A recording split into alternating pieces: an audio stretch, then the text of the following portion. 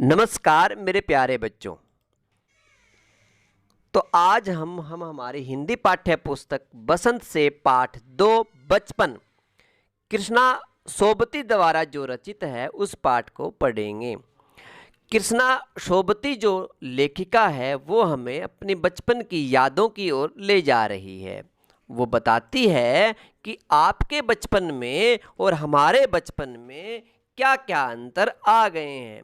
तो सबसे पहले हम जानते हैं हमारे इस पाठ का सार क्या है। इस पाठ में लेखिका ने अपने बचपन की घटनाओं तथा अपनी यादों का वर्णन किया है। वे कहती हैं कि उम्र बढ़ने के साथ साथ उनके पहनने ओढ़ने में भी काफ़ी बदलाव आए हैं।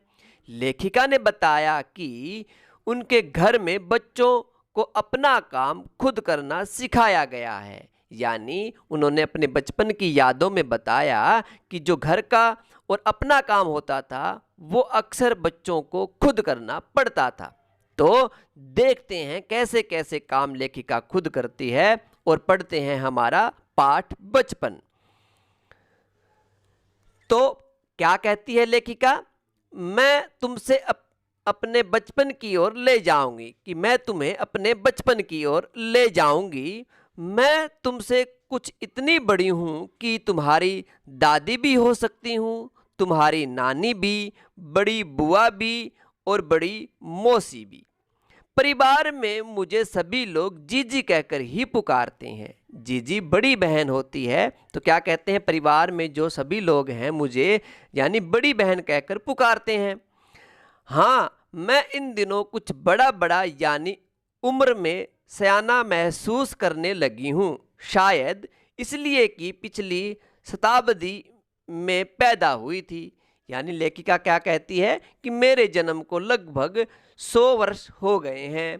यानी पिछली शताब्दी 100 वर्ष जी तो होता है हमारा, उस कहती है कि मेरा जन्म हुए अभी 100 वर्ष हो गए हैं, इसलिए मैं तुमसे बड़ी हूँ, यानी उम्र में बहुत ही बुद्धिमान भी हूँ। मेरे पहनने ओढ़ने में भी काफ़ी बदलाव आए हैं। यानी जो मैं पहनती थी, जो मैं ओढ़ती थी, उसमें भी अब काफ़ी बदलाव आ गए हैं। पहले मैं रंग बिरंगे कपड़े पहनती रही हूँ, नीला, जामुनी, ग्रे, काला, चॉकलेटी, यानी इस प्रकार के रंग के कपड़े मैं पहनती थी।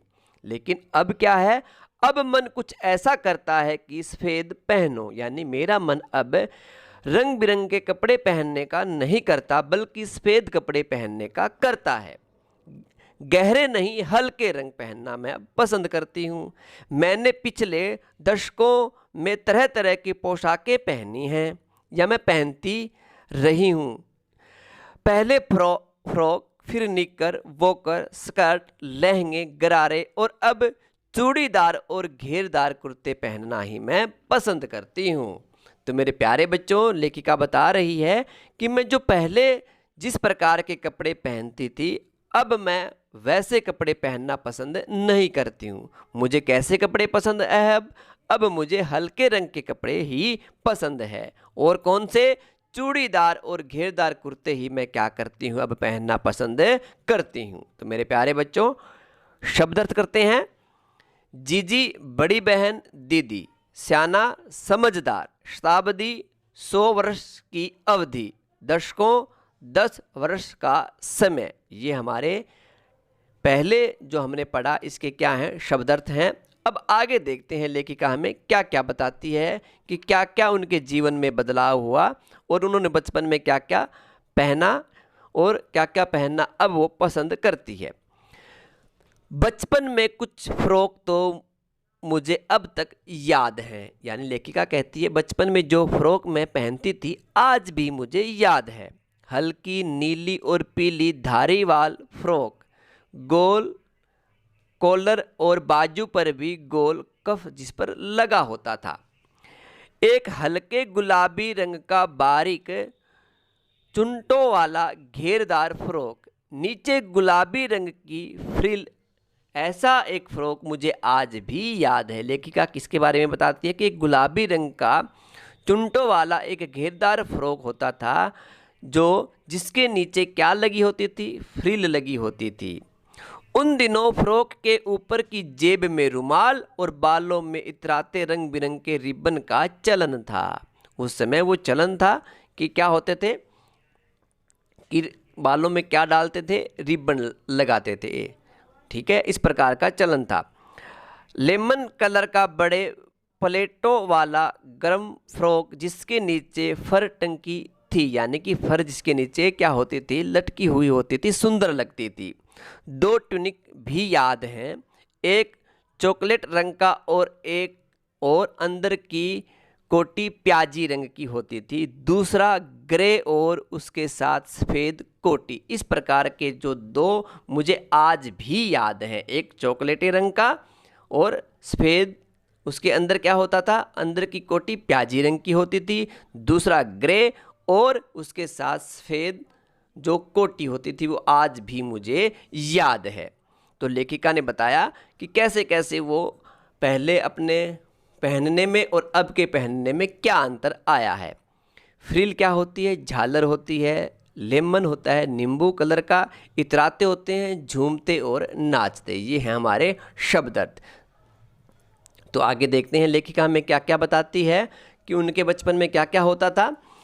मुझे अपने मोजे और स्टॉकिंग भी याद है। बचपन में हमें अपने मोजे खुद धोने पड़ते थे। वह नौकर या नौकरानी को नहीं दिए जा सकते थे, इसकी सख्त मनाही थी, यानी मना करते थे। नौकर से या नौकरानी से अपने मोजे नहीं धुलाने थे। हम बच्चे इतवार की सुबह इसी में लगाते, जो हमारा रविवार होता वो सारा समय यानी सुबह जो होती हमारी, वो हमारे मोजे धोने में ही हम लगाते। धो लेने के बाद अपने अपने जूते पॉलिश करके चमकाते। जब जूते कपड़े या ब्रश से रगड़ते तो पॉलिश की चमक उभरने लगती, सुंदर दिखाई लगती। सर्वर, मुझे आज भी बूट पॉलिश करना अच्छा लगता है। लेखिका कहती है सर्वर से कि सर्वर, मुझे आज भी क्या करना, बूट पॉलिश करना बहुत अच्छा लगता है। हालांकि अब नए नए किस्म के शू आ चुके हैं, यानी अब तो नए नए किस्म के जूते जो हैं वो बाज़ारों में देखे जाते हैं। कहना होगा कि ये पहले से कहीं ज़्यादा आरामदेह हैं, यानी कि आराम देने वाले हैं। हमें जब नए जूते मिलते उसके साथ ही छालों का इलाज शुरू हो जाता। जो छाले हमारे पाँव में होते उसका इलाज क्या हो जाता, आरंभ में ही शुरू हो जाता। जब कभी लंबी सैर पर निकलते अपने पास रुई जरूर रखते।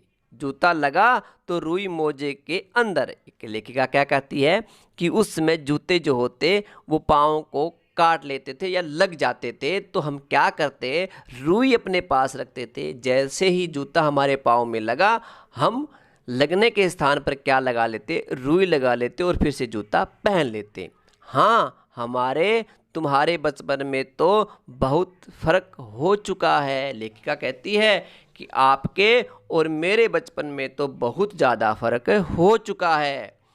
आगे क्या बताती है लेखिका, हर शनिचर को यानी कि हर शनिवार को हमें ओलिव ऑयल या कैस्टर ऑयल पीना पड़ता। एक प्रकार का ये तेल था जो हमें हर शनिवार को ही पीना पड़ता। यह एक मुश्किल काम था। शनिचर को सुबह से ही नाक में इसकी गंध आने लगती। लेखिका कहती है जब शनिवार होता उससे पहले ही नाक में क्या हो जाती, उस तेल की गंध हम महसूस करते। छोटे शीशे के गिलास जिस पर ठीक खुराक के लिए निशान पड़े रहते, यानी कि एक शीशे का एक गिलास होता, उस पर ठीक कितनी खुराक किसको देनी है, कितनी मात्रा किसको देनी है, उसका निशान रहते थे। उन्हें देखते ही मितली होने लगती, यानी मन खराब होने लगता। मुझे आज भी लगता है कि अगर हम न भी पीते वह शनिचरी दवा तो कुछ ज़्यादा बिगड़ने वाला नहीं था। लेखिका कहती है यदि वह शनिचरी दवा हमें नहीं पिलाई जाती तो कुछ ज़्यादा हम पर प्रभाव नहीं पड़ता, सेहत ठीक ही रहती। लेखिका कहती है हमारी जो सेहत है वो ठीक ही रहती।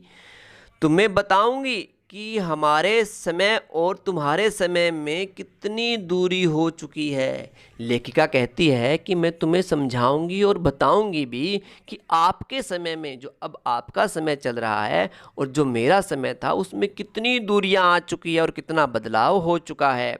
यहाँ तक कि बचपन की दिलचस्पियाँ भी बदल गई है। जो आनंद लेनी वाली बातें होती थी, वो सब बातें क्या हो गई है, बदल गई है।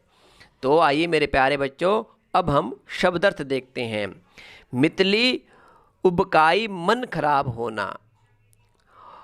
ओलिव ऑयल जैतून का तेल, कैस्टर ऑयल अरंडी का तेल जो हमें पिलाया जाता था। मनाही मना किया गया, आरामदेह आराम देने वाली, सख्त कड़ी, हालांकि लेकिन, किस्म प्रकार, खुराक खाने की मात्रा।